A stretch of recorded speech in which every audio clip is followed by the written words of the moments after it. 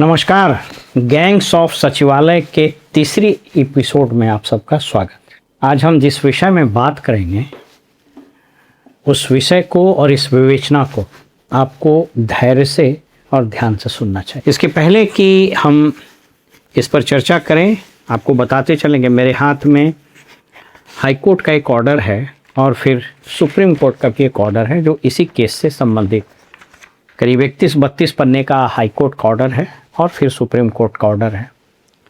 इसके अलावा ईडी के वकील ने जो काउंटर एफिडेविट फाइल किए थे वो लगभग 150 पन्ने का। विगत 2-3 दिनों से मैंने इन सभी कागजों का अध्ययन किया है। मैं बताना क्या चाह रहा हूँ, मैं बताना ये चाह रहा हूँ कि गैंग्स ऑफ सचिवालय ने इस रेसूश्री टेंडर महाघोटाले, जिसमें अकेले नगर विकास विभाग से 5,000 करोड़ रुपए के घोटाले की आरंभिक अनुमान लगाया जा रहा है, इतना घोटाला हुआ है। इस पूरे मामले को, इस पूरे मुकदमे को, इस पूरे घोटाले को ही एक तरह से निगल करके और पचा जाने की घनघोर खौफनाक साजिश हुई थी। एक गंभीर षड्यंत्र हुआ था। वो षड्यंत्र क्या था और क्या वो षड्यंत्र कामयाब हो गया इस गैंग्स ऑफ सचिवालय के सभी गैंगस्टर का, इसी पर आज हम आपको खुलासा करेंगे। ये कहानी उस दिन शुरू हुई जब 9 जनवरी 2023 को रूपसपुर थाने में गायत्री देवी करके एक महिला ने एक मुकदमा दर्ज किया जिसमें संजीव हंस आईएएस, उनके सहयोगी पूर्व एमएलए एमएलसी गुलाब यादव और अन्य पर एक मुकदमा दर्ज किया कि इस महिला के साथ कथित रूप से बलात्कार हुआ है और बहुत सारे आरोप लगाए।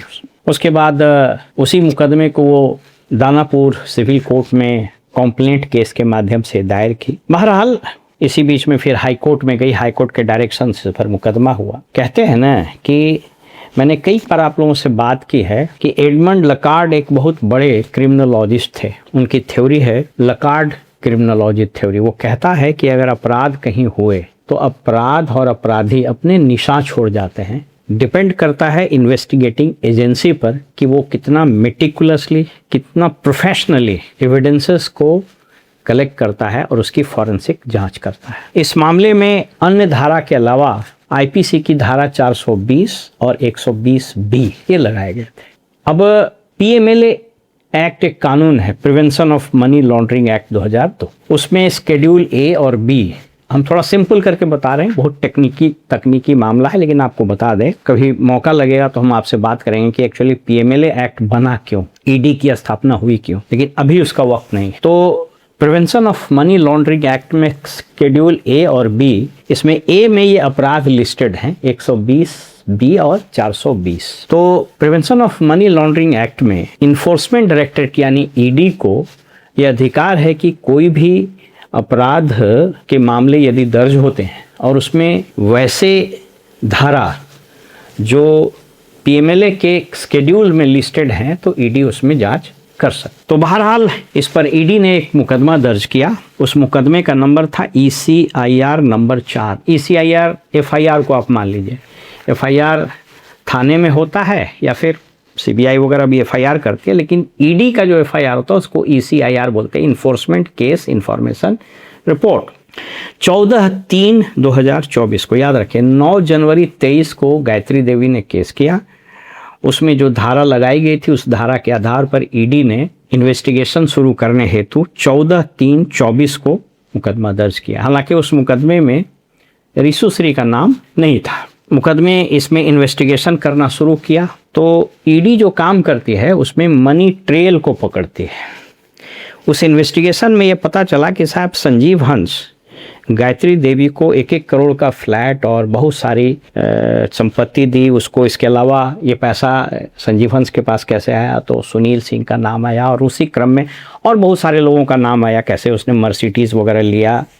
ये सारा रिपोर्ट में है, बारी बारी से हम आपको बताएंगे, एक वीडियो में बताना संभव नहीं है। तो ईडी को ये मनी ट्रेल मिलते उसको उसका इन्वेस्टिगेशन रेसूश्री पर चला गया कि साहब ये रेसूश्री कौन है जो बार बार इस बीच में आ रहा है। तो एविडेंसेस कलेक्ट करने शुरू किए ईडी ने, तो चौंकाने वाले आंकड़े, चौंकाने वाले खबरें आने लगे। कहने का मतलब ये आज जो महा बवाल मचा हुआ है, जिसमें दर्जनों आईएएस के फंसने की संभावना है।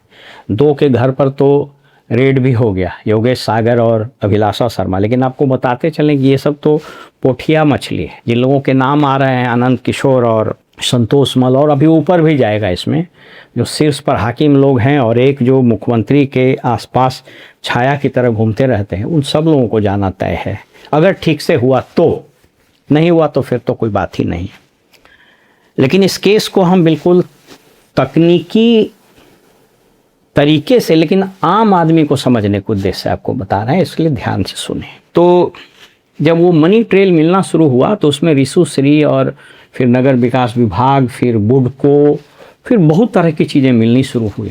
तो ईडी ने पहली बार 16/7/24 को, अब सीक्वेंस याद रखिए, 14 मार्च को 24 में एफआईआर दर्ज यानी सीआईआर दर्ज हुआ और 16/7 को यानी 4 महीने के बाद रेड हुआ। जब रेड हुआ तो ईडी चौंक गई।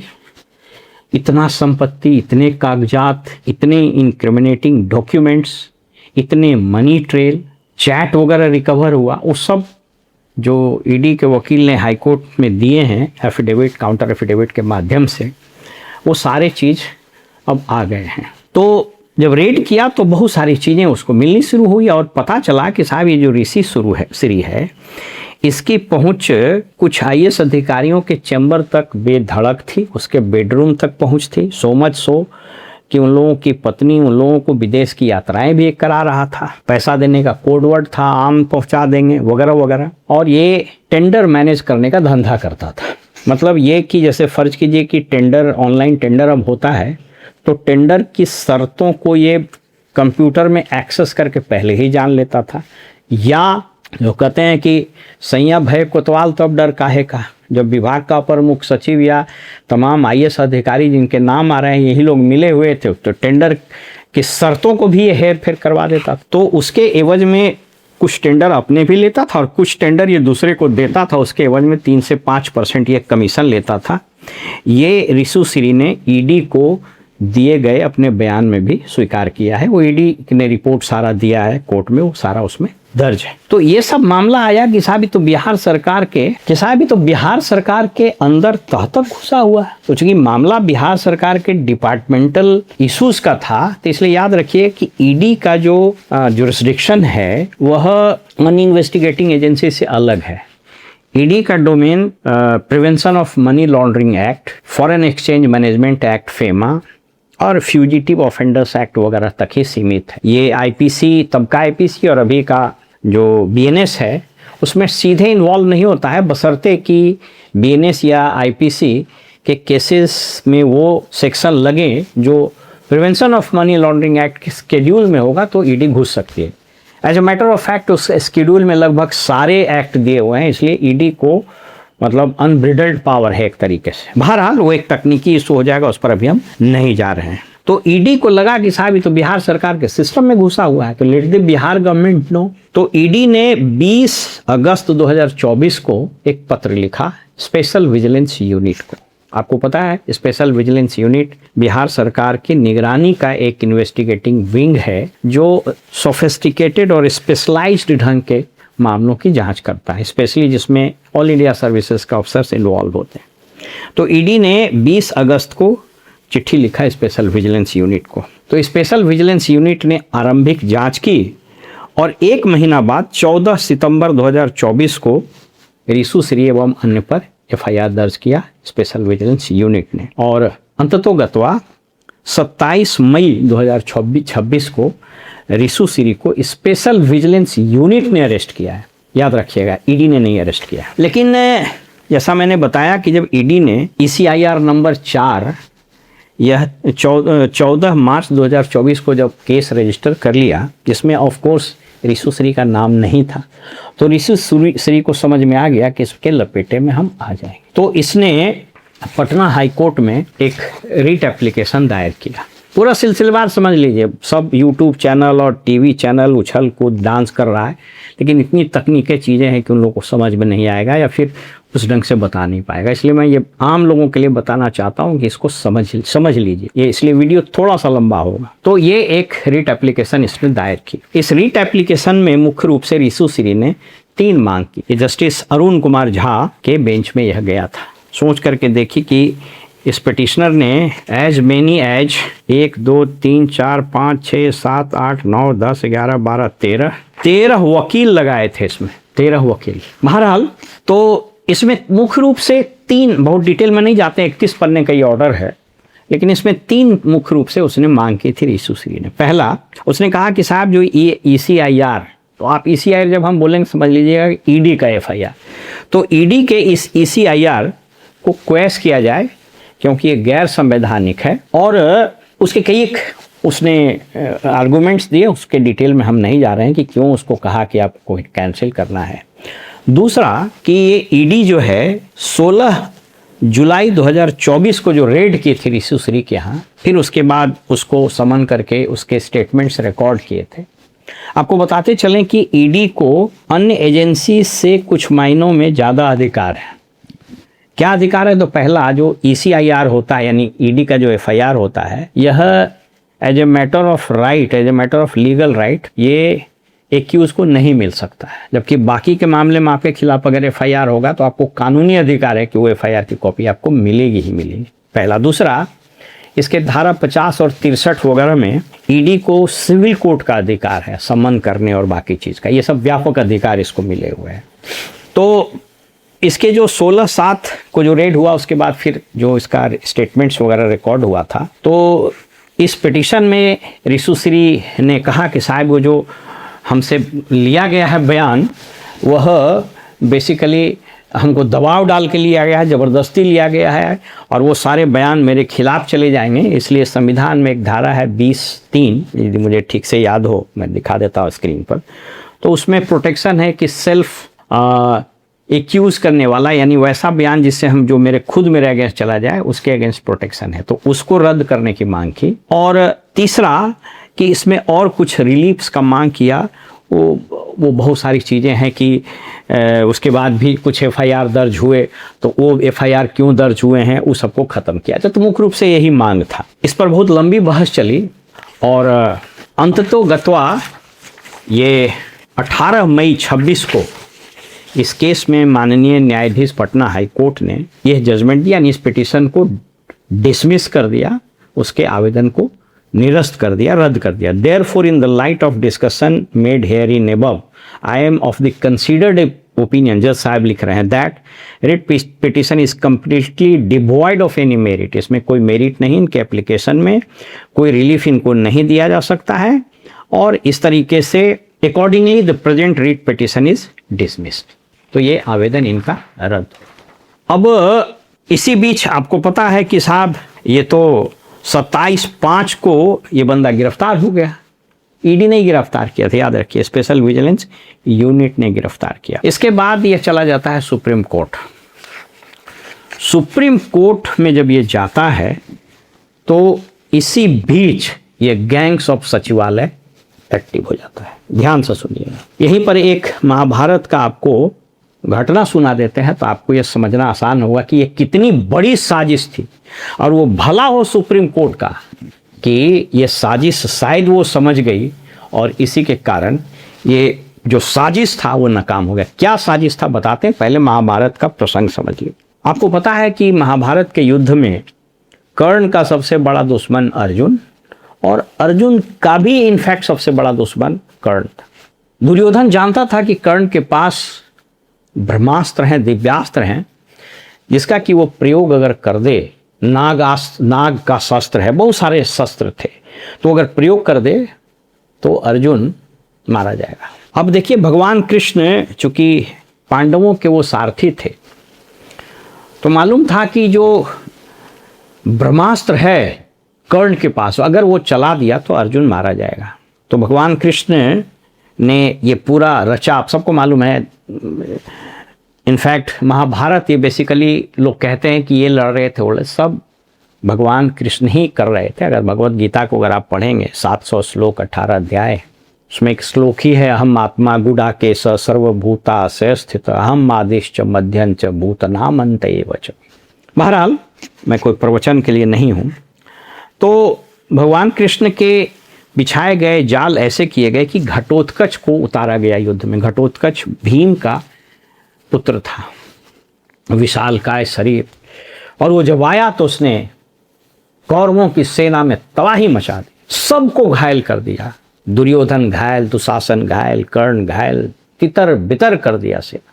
भगवान कृष्ण का किया हुआ था कि इसका जो ब्रह्मास्त्र है कर्ण का, उसको खत्म करना है। तो फिर क्या हुआ, स्थिति ये हुई कि दुर्योधन ने कहा कर्ण को कि मित्र अपने ब्रह्मास्त्र का प्रयोग करो, नहीं तो हम लोग मारे जाएंगे।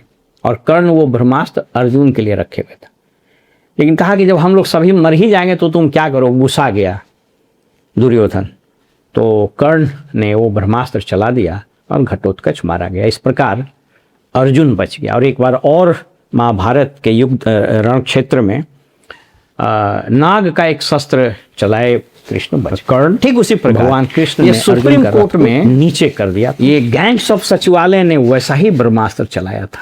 और अगर ये ब्रह्मास्त्र, अगर ये षड्यंत्र, अगर ये साजिश सफल हो जाती तो यह टेंडर घोटाला जिस तूफान की तरह उठा था, यह पानी के बुलबुले की तरह खत्म हो जाता और ये सारी चीजें समाप्त हो जाती वंस फॉर ऑल। क्या था साजिश? सुप्रीम कोर्ट में ऋषुश्री इस हाई कोर्ट के 18(5) के ऑर्डर के अगेंस्ट SLP दायर करता है। ये सुप्रीम कोर्ट का ऑर्डर, इसमें ED भी पार्टी था और स्पेशल विजिलेंस यूनिट वगैरह सबको अपीयर होना था। जब ये हाई कोर्ट में रेट पिटीशन कैंसिल हुआ तो गैंग्स ऑफ सचिवालय एक्टिव हुआ और उसको लगा कि बाप रे बाप, अगर ऋषुश्री धराया, हालांकि इस बीच वो अरेस्ट हो गया था, लेकिन एक चीज़ याद रखिए, स्पेशल विजिलेंस यूनिट का केस वो BNS यानी पुराने वाले IPC के तहत होगा या PC एक्ट के तहत होगा। डर उससे नहीं है, डर है कि ED कहीं धर लिया, क्योंकि ED के का जो नाखून है ना वो ज़्यादा खतरनाक है। क्यों? क्योंकि ED जो prevention of money laundering act में जो काम होता है तो उसमें बेल मिलना मुश्किल हो जाता है। और मैंने कहा ना, बहुत सारे ऐसे प्रोटेक्शन है। बर्डन ऑफ प्रूफ प्रोसिक्यूटर पर नहीं, कोई एक्यूज पर ही हो जाता है। रिवर्स बर्डन ऑफ प्रूफ उसको बोलते हैं, यानी जो गिरफ्तार है उसी को साबित करना पड़ेगा कि आप निर्दोष हैं। बेल का पिटीशन सेक्शन 41 में इतना टफ है कि जज को यह प्रामा फेसी विश्वास हो कि नहीं साहब ये एक्यूज सही निर्दोष है, तभी बेल मिलेगा। तो कौन जज को प्रामा फेसी लगेगा कि आप निर्दोष है? बहरहाल, तो ये ऋषुश्री का जो ये मामला आया ED में, तो ED से खौफ खा रहा था, SBU से नहीं खौफ खा रहा था। तो ED से खौफ खा रहा था गैंग्स ऑफ सचिवालय, करीब बाप कहीं इसमें फंसे तो बर्बाद हो जाएंगे। इन लोगों ने गजब गेम किया। जब बहस हुई और अंतिम बहस हो रही थी 16/6/26 को, 16 जून 26 को, 2-3 दिन पहले, तो आई रिपीट, ED के तरफ से और स्पेशल विजिलेंस यूनिट के तरफ से, किसी के तरफ से कोई वकील ही अपीयर नहीं हुआ। लो, कितनी बड़ी साजिश थी। ये वैसे ही साजिश की, बस क्या करना है तो लाक्षागृह बनाओ और उस लाक्षागृह में पांडव कुंती सहित भस्म कर दो, कहानी खत्म। तो ये सुप्रीम कोर्ट में लाक्षागृह तैयार हो गया था, कोई वकील अपीयर नहीं। लेकिन ये तो भला हो सुप्रीम कोर्ट जो कृष्ण की तरह अचानक अपीयर हुआ और कहा कि नहीं, हम आपके आवेदन को अलाउ नहीं करेंगे। सुप्रीम कोर्ट का ये जजमेंट लास्ट में बता देते हैं, हम आपका एक स्क्रीन पर भी दिखा देते हैं। थोड़ा सा राहत मिला, लेकिन ये अगर ये अलाउ कर देता इसके पिटिशन को, और अगर ECIR 4 या 13 वगैरह जो था उसको स्क्वैश कर देता, उसको रद्द कर देता, तो ये सारा जो तूफान खड़ा हुआ था वह खौलते दूध में जैसे पानी मारता है तो बैठ जाता, वैसे पूरा बैठ जाता। लेकिन सुप्रीम कोर्ट ने कहा कि नहीं, कहा कि इस स्टेज पर, इस समय में हम आपके आवेदन को इंटरटेन कर नहीं सकते और इस स्टेज पर हम हस्तक्षेप भी नहीं कर सकते। Having heard learned counsel for the petitioner, we do not find any ground to interfere with the impugned judgment dated 18/5/26, जो 18/5 को 18 मई को जो हाई कोर्ट का ऑर्डर था by Patna high court. However, we grant interim protection against arrest of the petitioner for a period of 4 weeks. लेकिन तब तक तो SUV अरेस्ट कर चुका था इसको। With a liberty to the petitioner to meanwhile apply for bail in the high court.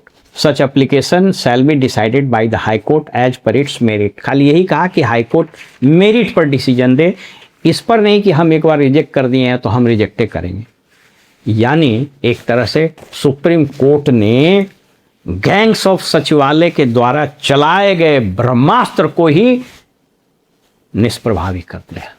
अब दो प्रश्न।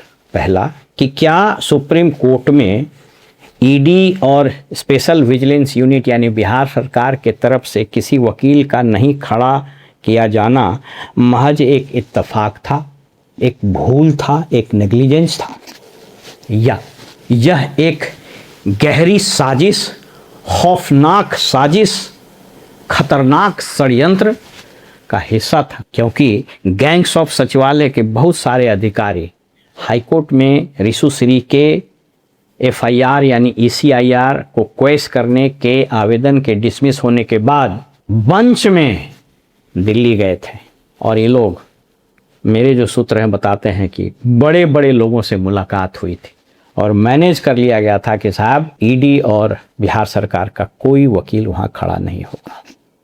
तो अगर ये सही है, मैं इस डिस्क्लेमर के साथ बता रहा हूँ कि अगर ये सही है और खतरनाक साजिश के तहत जानबूझ करके ईडी का वकील और बिहार सरकार का वकील खड़ा नहीं हुआ, तो इसके लिए कौन दोषी? क्या बिहार सरकार के वकील को भेजना ये सरकार का दायित्व लॉ डिपार्टमेंट का या फिर महाधिवक्ता कार्यालय का दायित्व नहीं था? कौन सी शक्तियां थी जो ईडी के वकील को यहाँ खड़ा होने से रोका?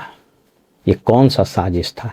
यह एक अलग एंगल है, और मुझको लगता है अगर ये जांच हो जाए तो इसमें वैसे सारे चेहरे बेनकाब हो जाएंगे जो इस साजिश में शामिल थे। और अगर ये इत्तेफाक है, नेग्लिजेंस है, यह एक भूल है, गफलत है, तो ये बहुत बड़ा क्रिमिनल गफलत है। It's a criminal negligence on part of ED and on part of the state of Bihar also.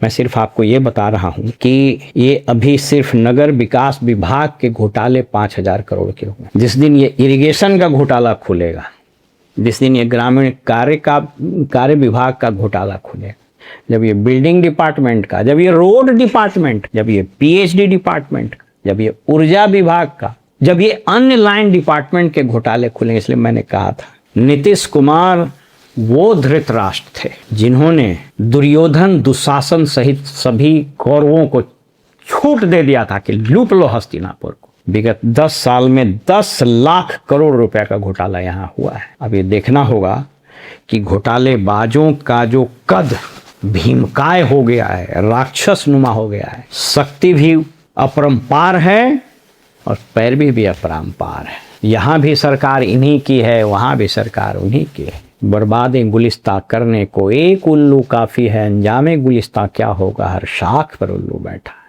ये जो गैंग्स ऑफ सचिवालय जिसने 10 लाख करोड़ रुपए लूटे हैं, उसको कितना ताकत होगा अंदाज़ा नहीं लगा सकते। सुप्रीम कोर्ट में एक वकील खड़ा करने में 10-20 लाख लग जाते हैं। वकील नहीं खड़ा हो इसके लिए कितना खर्च हुआ होगा, अगर ये साजिश है तो। और अगर ये नेग्लिजेंस है तो क्यों ये नेग्लिजेंस हुआ इतना बड़ा? और सबसे अहम सवाल तीसरा कि भाई साहब ईडी को अभी तो पूछताछ के लिए शायद रिमांड पर लिया है। ये ईडी ने जब 13 मार्च 2024 को एफआईआर दर्ज किया, 16 जुलाई 2024 को जब रेड किया, 20/8/24 को बिहार सरकार को भी सूचित कर दिया, तो ये 2 साल तक लगभग, अगर मैं 16/7 को लूँ, 16/7/24 को जो रेड किया, तो ईडी को रिशु श्री को गिरफ्तार करने या उसके जो गुर्गे हैं, जितने आईएएस का नाम आया, इन लोगों को गिरफ्तार करने से किसने रोका? तो कहीं रोक तो थी नहीं। तो क्या ईडी स्पेस दे रही है, टाइम दे रही है इस गैंग्स ऑफ सचिवालय को कि आप लोग भैया मैनेज करो, हम दिखावा कर रहे हैं, या वाकई में सिंसियरली इसका जांच हो रहा है? ये तो आने वाला वक्त बताएगा। आप याद कीजिएगा, गैंग्स ऑफ सचिवालय के पहले मैंने एक वीडियो बनाया था रिशु श्री के गिरफ्तारी पर। कोई फंसेंगे क्या? अभी तक मात्र 2 ज्वाइंट सेक्रेटरी लेवल का आईएएस और एक स्टेट सर्विस का मुमुक्षु चौधरी गिरफ्तार। तो मुमुक्षु चौधरी जो 25 लाख रुपया दे के पोस्टिंग जिसको कराया था, उसकी गिरफ्तारी क्यों नहीं हुई है? और संजीव हंस का जो एक पत्र लिखा गया है, उसने सरकार को लिखा है, संभवतः कोर्ट को भी लिखा है, उसकी बात में तो दम है। उसने लिखा है कि योजनाओं की स्वीकृति कैसे होती। हम आपको बता दें, योजनाओं की स्वीकृति अगर एक लिमिट से कम, अगर पहले 1 करोड़ था, अभी क्या है मुझको नहीं मालूम, अब तो हम रिटायर हो गए, वहाँ तक विभाग का सचिव, अपर मुख्य सचिव या प्रधान सचिव ही कर लेता है। उससे ऊपर 10 करोड़ तक शायद मंत्री, कुछ डिस्क्लेमर के साथ बता रहे हैं, अगर चेंज नहीं हुआ हो तो मंत्री तक करता है। फिर उससे ऊपर जाता है तो वित्त मंत्री के पास जाता है, और इसके पहले तमाम औपचारिकताएं हैं। विकास आयुक्त की अध्यक्षता में तमाम औपचारिकताएं होती है। फाइनेंस कमिश्नर यानी अपर मुख्य सचिव या प्रधान सचिव या सचिव एज द केस में भी फाइनेंस डिपार्टमेंट के यहाँ लोक वित्त समिति होती है, कैबिनेट में जाता है। तो साहब इतना बड़ा धांधली हुआ तो विभाग का अपर मुख्य सचिव क्यों नहीं गिरफ्तार हुआ? उस विभाग का मंत्री क्यों नहीं गिरफ्तार हुआ? फिर ऊपर गया तो चीफ सेक्रेटरी वगैरह क्यों नहीं लपेटे में आया? ये तो प्रश्न उठेंगे, उठने चाहिए। अब ये लोग उसमें जाएगा या नहीं जाएगा मुझको नहीं पता, लेकिन अगर मैं इन्वेस्टिगेट कर रहा होता तो इसमें सबसे पहले ऊपर से धरना शुरू करता लोगों को, क्योंकि मैंने बताया था एक बार कि नदी और भ्रष्टाचार की एक प्रवृत्ति होती है। नदी ऊपर से नीचे की ओर बहती है और भ्रष्टाचार भी ऊपर से नीचे की ओर बहता है। इसलिए इसको अगर पकड़ना है तो ईडी और स्पेशल विजिलेंस यूनिट की आई वॉश नहीं करे। आप सोच करके देखिए, इतना दिन के बाद आप अभिलाषा शर्मा और योगेश सागर के घर पर छापा मार रहे हैं, निलंबित हो गया, अखबारों में आ गया, सब चीज़ हो गया, तो अपने घर पर उस सामान पकड़वाने के लिए आपका इंतजार कर रहा था क्या, जो लोगों को बेवकूफ़ बनाते हैं? इस रेड का कोई मतलब है क्या? या फॉर दैट मैटर अब कहीं रेड कीजिएगा किसी के यहाँ तो कोई सेंस है? Does it make any sense? No, ये सब गिमिक। अखबार वाला उछलने लगा, रेड हुआ, कपार रेड हुआ। देहात में वो कहावत कि सांप गया बिल में धसना डगाने से कहा हो, अब का डेंगा कीजिएगा? अरेस्ट कीजिए। गिरफ्तारी का क्या सिद्धांत है? सिद्धांत यह है कि अगर वो बाहर रहेगा तो एविडेंसेस को टैंपर करेगा। तो खुला छूटा हुआ है सब, जिन लोगों का नाम आया है। क्यों छूटा हुआ? अभी क्यों नहीं गिरफ्तार हुआ? क्यों नहीं निलंबित हुआ? कौन सी शक्तियां हैं जो रोक रहा है मुख्यमंत्री को? और मुख्यमंत्री के पास तो भी वही बैठा हुआ है जो धृतराष्ट्र, नीतीश कुमार धृतराष्ट्र के साथ बैठा हुआ था, शकुनी, वो तो बैठा ही हुआ। अभी क्यों नहीं वो हटा? अभी तक उस पर क्यों नहीं गाज गिरी है? ये तमाम प्रश्न हैं जो मीडिया में आने चाहिए, जो विपक्ष को पूछना चाहिए। तो विपक्ष को न तो कुछ समझ में आता है न वो कुछ करना चाहता है। मीडिया को भी उठाना चाहिए। मेरे पास तो कोई साधन नहीं है, मैं एक रिटायर्ड आदमी हूँ, अपने सीमित संसाधन से चीज़ों को बताने की कोशिश करता हूँ, लेकिन मीडिया को ये बात अगर समझ में आवे तब न, जितनी तकनीकी बात मैंने बताई। इसलिए मीडिया के जो लोग हैं, जो साधन संपन्न हैं, मेन मीडिया, इसको समझिए और उठाइए कि आई वॉश से नहीं चलेगा। अगर भ्रष्टाचार के इस महापाप को, भ्रष्टाचार के इस जो घनघोर बादल है, इसको फाड़ना है, भ्रष्टाचार की इस गंगोत्री को रोकना है, तो ऊपर वाला 4 को धरिए ना, बर्फ़ के सिल्ले पर सुताइए ना, सब उगल देगा। एक कहानी मैंने बताई थी ना, सांप, मेढक और झिंगुर का, कि सांप का कर्जा लिया था बेंग, झिंगुर वसूलने जाता था तो बेंग जो है मान से निकल के बोलता था राजा नहीं देम। झिंगुर बोलता था राजा के कर्जा दे। देखते हैं झिंगुर लंबा बोलता है। तो मेढकवा बाहर निकल के बोलता था देम नहीं देम, मघी का कहावत है। तो सपवा किनारे खड़ा था, बोला धरा बेंगवा को, गर्दन चापा। तो बेंगवा कहता है देम, सूद मूर सब देम। तो जो ईडी अगर सांप है तो इस सबका गर्दनवा धरिएगा तो सब बोल देगा।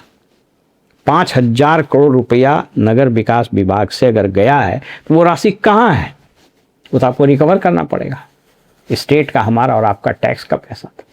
पूरे राज्य से लगभग 10 लाख करोड़ का घोटाला हुआ। ये पैसा कहाँ गया?